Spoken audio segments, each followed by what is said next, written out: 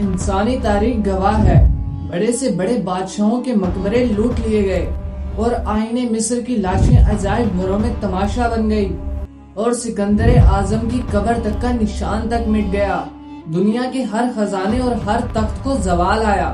ان 1400 سالوں سے روح زمین پر ایک مقام ایسا ہے جس کی حفاظت کے لیے زمین و آسمان خود ڈھال بن جاتے ہیں۔ یہ مدینہ منورہ ہے اور یہ روضہ رسول ہے۔ مولاي صل وسلم دائما ابدا۔ لیکن تاریخ کے سینے میں 1164 عیسوی کی وہ رات آج بھی کانٹے کی طرح چبھتی ہے، جب زمین کے نیچے ایک ایسی ناپاک سازش رچائی جا رہی تھی جس کی وجہ سے عرش بھی کانپ اٹھا تھا۔ ایک سرنگ جو کسی ہیرے جواہرات کی تلاش میں نہیں تھی، بلکہ یہ سرنگ کائنات کے سب سے معزز جسم وجود اطہر رسول اللہ صلی اللہ علیہ وسلم تک پہنچنے کے لیے بنائی جا رہی تھی۔ مدینہ سو رہا تھا، لیکن ہزاروں میل دور شام کے ایک شہر دمشق میں ایک بادشاہ کی نیند اڑ چکی تھی۔ یہ سلطان نور الدین زنگی تھے، عالم اسلام کے وہ بادشاہ جس کی ہیبت سے سلیبی بھی کانپا کرتے تھے۔ لیکن اس رات سلطان اپنے بستر پر پسینے میں شرابور ہو کر اٹھ بیٹھے۔ انہوں نے خواب میں دیکھا کہ سرکار دو جہاں رسول اللہ صلی اللہ علیہ وسلم خود ان کے خواب میں تشریف لائے ہیں، مگر منظر دل دہلا دینے والا تھا۔ نبی پاک صلی اللہ علیہ وسلم دو لوگوں کی طرف اشارہ کر رہے ہیں جن کے چہرے سرخ اور آنکھیں نیلی تھیں۔ زبان رسالت سے یہ الفاظ نکل رہے تھے، محمود مجھے ان کتوں سے بچاؤ۔ سلطان زنگی چیخ مار کر اٹھ بیٹھے، جسم کانپ رہا تھا، آنکھوں سے آنسو جاری تھے۔ وہ سمجھ نہیں پا رہے تھے کہ اس خواب کا مطلب کیا ہے۔ نبی پاک صلی اللہ علیہ وسلم کو بھلا کس سے خطرہ ہو سکتا ہے؟ سلطان نے وضو کیا، نفل پڑھے اور دوبارہ لیٹ گئے، مگر خواب پھر آیا، وہی دو چہرے، وہی پکار، اور ایسا 3 مرتبہ ہوا۔ اب سلطان کے لیے دمشق میں ایک لمحہ رکنا بھی مشکل ہو گیا تھا۔ رات کے آخری پہر انہوں نے اپنے وزیر جمال الدین کو طلب کیا۔ وزیر ایک مشیر نہیں تھے، بلکہ ایک صاحب بصیرت انسان تھے۔ سلطان نے اپنا خواب روتے ہوئے بیان کیا۔ وزیر نے فوراً کہا، اے سلطان، آپ ابھی تک یہاں بیٹھے ہیں، مجھے لگتا ہے مدینہ پر کوئی بڑی آفت آئی ہے، آپ کو فوراً مدینہ جانا چاہیے۔ سلطان نے اسی وقت مدینہ جانے کا فیصلہ کیا۔ سلطان نے اس سفر کے لیے تیز ترین 20 گھڑ سوار لیے اور بہت سارا مال و دولت لے کر مدینہ کی طرف روانہ ہوئے۔ تاریخ لکھتی ہے کہ جو سفر مہینوں میں طے ہونا تھا، وہ سفر سلطان نے صرف 16 دنوں میں طے کر لیا تھا۔ وہ راستے میں کہیں نہیں سوئے، نہ ہی کوئی آرام کیا۔ جب سلطان مدینہ پہنچے تو سلطان نے فوراً مسجد نبوی کا رخ کیا اور روضہ رسول پر حاضری دی۔ لوگ پریشان تھے کہ اچانک دمشق کا سلطان مدینہ کیا کرنے آیا ہے۔ سلطان نے وزیر سے کہا کہ میں کسی کو بتا نہیں سکتا کہ میں یہاں کس لیے آیا ہوں، مجھے صرف وہ 2 چہرے تلاش کرنے ہیں۔ ایک منصوبہ بنایا گیا جس کے تحت یہ اعلان کیا گیا کہ سلطان کل شام اپنے ہاتھوں سے مدینہ کے سارے لوگوں کو تحائف اور صدقات دینا چاہتے ہیں۔ مقصد صرف یہی تھا کہ مدینہ کا ہر ایک شخص سلطان کی آنکھوں کے سامنے سے ہو کر گزرے۔ شہر کا ہر شخص، بچے سے لے کر بوڑھے تک، سب قطار میں کھڑے تھے۔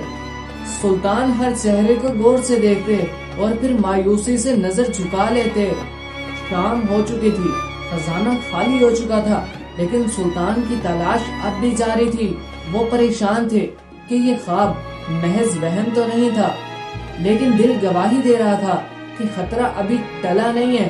سلطان نے مدینہ کے گورنر سے پوچھا، کیا کوئی ایسا شخص باقی ہے جو مجھ سے ملنے نہ آیا ہو؟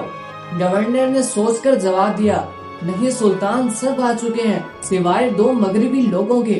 وہ نیک اور متقی لوگ ہیں، وہ کسی سے صدقہ و خیرات نہیں لیتے، بلکہ وہ خود صدقہ کرتے ہیں۔ یہ بات سنتے ہی سلطان نور الدین زنگی کی آنکھوں میں ایک چمک آ گئی۔ سلطان نے فوراً کہا کہ ان دونوں کو میرے سامنے پیش کرو۔ گورنر نے جواب دیا، وہ دونوں شخص روضہ رسول کے 7 والے مکان میں رہتے ہیں اور وہ دن رات عبادت میں مشغول رہتے ہیں، وہ کسی سے ملنا پسند نہیں کرتے۔ سلطان نے کہا تو ٹھیک ہے، ہم خود ان کے پاس جائیں گے۔ سلطان اپنے محافظوں کے ساتھ مسجد نبوی کے قریب اس چھوٹے سے مکان میں داخل ہوئے۔ وہاں 2 شخص موجود تھے، ہاتھوں میں تسبیحاں اور چہرے پر بظاہر نور تھا۔ جیسے ہی سلطان نور الدین زنگی کی نظر ان دونوں پر پڑی تو ان دونوں کے پیروں سے زمین نکل گئی۔ یہ وہی دو چہرے تھے، وہی سرخ رنگت، وہی نیلی آنکھیں جن کا خواب میں ذکر کیا گیا تھا۔ سلطان نے غصے پر قابو پاتے ہوئے پوچھا کہ تم لوگ کون ہو اور یہاں پر کیوں آئے ہو؟ انہوں نے معصومیت سے جواب دیا کہ ہم لوگ مراکش سے حج کرنے آئے تھے اور اب روزہ رسول کے پڑوسی ہونے کا شرف حاصل کر رہے ہیں۔ سلطان نے غرض کر کہا، سچ بولو اس سے پہلے کہ میں تمہارے جسموں کے 2 ٹکڑے کر دوں۔ انہوں نے قسمیں کھانا شروع کر دی، خدا کی قسم ہم سچ کہہ رہے ہیں۔ سلطان نے ادھر ادھر دیکھا، کمرے میں چند کتابیں اور مسلح موجود تھے، بظاہر سب کچھ ٹھیک تھا۔ لوگ پریشان تھے کہ سلطان ان 2 نیک لوگوں پر شک کیوں کر رہے ہیں، لیکن سلطان کا یقین پختہ تھا۔ وہ خود آگے بڑھے اور زمین پر بچھی ایک چادر کو اٹھایا۔ دیکھنے کو تو نیچے فرش تھا، لیکن جب سلطان نے اس کو ٹھوکا تو آواز کھوکھلی آئی۔ سلطان نے حکم دیا کہ اسے کھودو۔ سپاہیوں نے جب مٹی ہٹائی تو نیچے ایک لکڑی کا تختہ تھا۔ جب وہ لکڑی کا تختہ ہٹایا گیا تو وہاں پر موجود ہر شخص کی چیخ نکل گئی۔ نیچے ایک گہری اور اندھیری سرنگ تھی۔ یہ سرنگ اس کمرے سے شروع ہو کر سیدھا روضہ اطہر کی دیواروں کی طرف جا رہی تھی۔ صرف چند گز کا فاصلہ رہ گیا تھا۔ اگر سلطان کے آنے میں ایک دن بھی دیری ہو جاتی تو یہ ظالم لوگ اپنے ناپاک عزائم میں کامیاب ہو جاتے۔ اب وہ دونوں کانپ رہے تھے۔ سلطان کی تلوار ان کے سر پر تھی۔ انہوں نے سب سے چگل دیا کہ وہ مسلمان نہیں ہیں بلکہ عیسائی کرسچنز ہیں، اور انہیں اسپین اندلس کے عیسائی حکمرانوں نے بھیجا ہے۔ ان کا منصوبہ یہ تھا کہ وہ اس سرنگ کے ذریعے سے نبی پاک صلی اللہ علیہ وسلم کا جسم مبارک نکالیں اور اسے یورپ لے جائیں اور وہاں جا کر مسلمانوں کو ذہنی شکست دیں۔ وہ رات کو سرنگ کھودتے تھے اور مٹی کو چمڑوں کے تھیلوں میں بھر کر مدینہ کے باہر پھینک آتے تھے۔ وہ بظاہر روزے رکھتے، نمازیں پڑھتے تاکہ کسی کو شک نہ ہو۔ یہ سن کر وہاں موجود ہر شخص کی آنکھوں سے آنسو جاری ہو گئے۔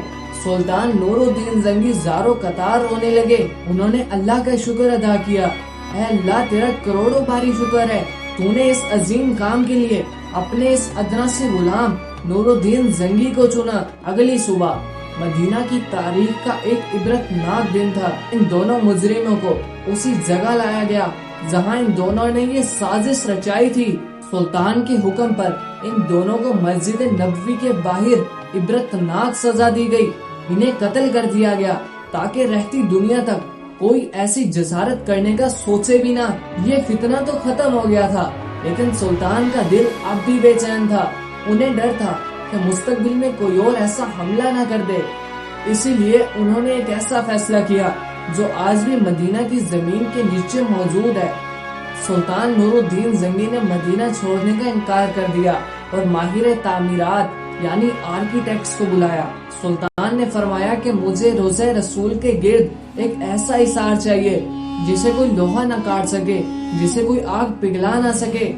فیصلہ ہوا کہ سیسا پلائی دیوار بنائی جائے گی۔ قبر انور کے چاروں گرد خندق کھودی گئی، ٹنوں کے حساب سے سیسا پگھلایا گیا اور ان خندقوں میں ڈال دیا گیا۔ یہ دیوار آج بھی 900 سال گزرنے کے بعد روضہ رسول کے گرد موجود ہے۔ نہ کوئی سرنگ اسے پار کر سکتی ہے اور نہ ہی کوئی آلہ اس کو توڑ سکتا ہے۔ اللہم صلی علی سیدنا محمد النبی الامی۔ اور آج جب ہم مدینہ منورہ جاتے ہیں تو ہمیں یہ دیکھنا چاہیے کہ اس امن کے پیچھے کتنے پہرے داروں کا خون پسینہ شامل ہے۔ سلطان نور الدین زنگی ایک بادشاہ نہیں تھے بلکہ وہ سچے عاشق رسول بھی تھے۔ اللہ تعالیٰ نے انہیں بادشاہت اس لیے دی تھی کہ یہ نبی پاک صلی اللہ علیہ وسلم کے آرام کی حفاظت کر سکیں۔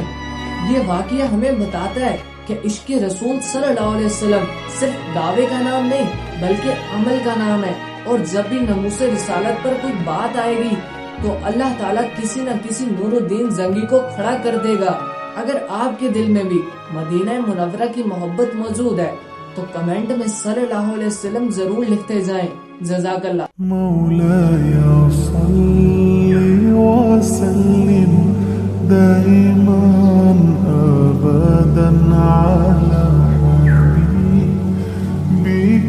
خير الخلق كلهم